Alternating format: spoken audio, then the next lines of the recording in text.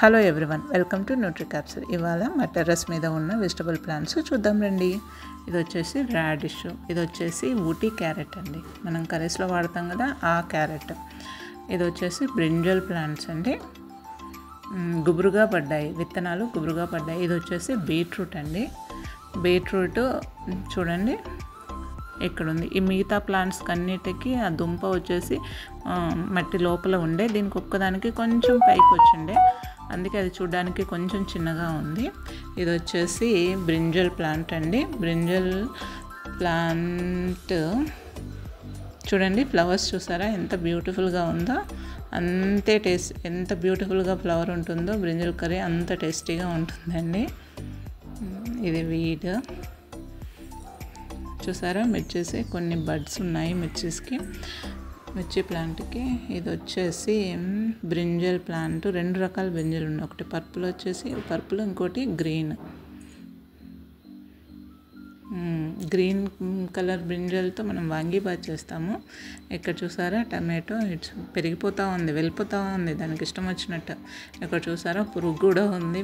ఇక్కడ దీనికి ఎటువంటి మందులు వాడరు కదా, అందుకే పురుగు ఎక్కువగా ఉంటుంది.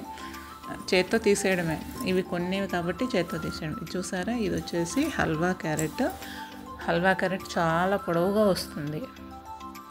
ఎంత పొడవుగా అంటే లోపల మామూలుగా క్యారెట్తో, ఊటీ క్యారెట్ వాటితో పోల్చుకుంటే ఇది చాలా పొడవుగా ఉంటుంది. ఇది వచ్చేసి ఎర్ర తోటకూర, మనకి ఎక్కువగా షాపులలో దొరికేది గ్రీన్ కలర్ తోటకూర, ఇది ఎర్ర తోటకూర.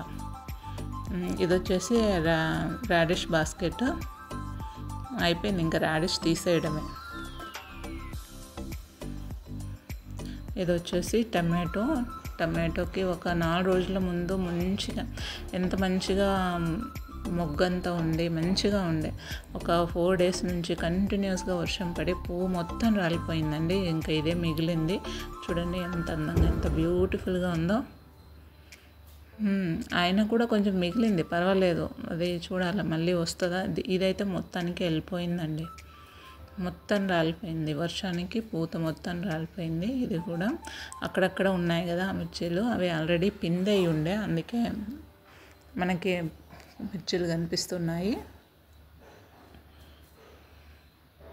ఇది వచ్చేసి సబ్సిగే అండి, ఇది షుగర్ పేషెంట్స్కి మంచిది అంటారు సబ్సిగే.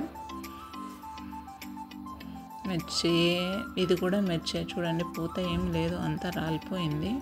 ఇది వచ్చేసి మామూలుగా మనం కర్రీలో వాడే క్యారెట్. ఇది వచ్చేసి ఎర్ర తోటకూర, పాలకూర, దీంట్లో చుక్కకూర వేసి ఉండే, చుక్కకూర బాస్కెట్. ఇది చుక్కకూర మొత్తం అయిపోయింది, ఇది ఒక్కటే మిగిలింది, దాన్ని కూడా ఇంకా తీస్తాము. అది మంచిగా ఉంది కదా అనేసి ఉంచారు.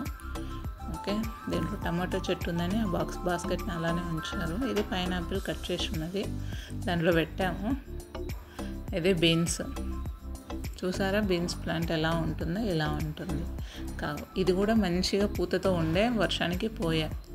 మీరు చూసారు కదా, అక్కడక్కడ 4 తోటకూర చెట్లు అలానే ఉంచాము, ఎందుకంటే అది సీడ్స్ వస్తాయి కదా, సో ఆ సీడ్సే తీసి మళ్ళీ వేయొచ్చు అన్న కారణం చేత అవి అలానే ఉంచేసామన్నమాట.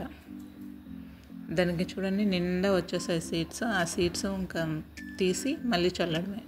ఇది పాలకూర.